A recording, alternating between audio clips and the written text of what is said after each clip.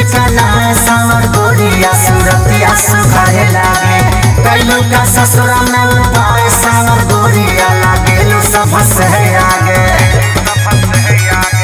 कौन दवाई खैली हो पहले से गैलू चिकना सावर गोरिया सूरतिया सुखाए लागे कैलू का ससुरा में उपाय सावर गोरिया लागे लो सब हंसे आगे।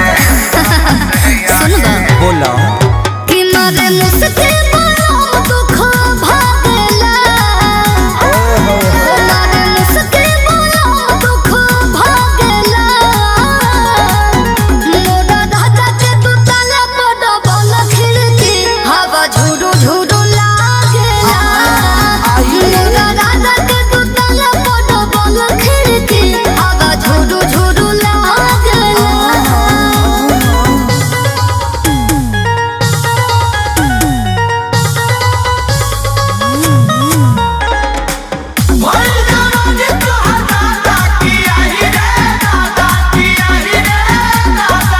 लक्ष्मीनिया कहि के राजा जी बोलावेले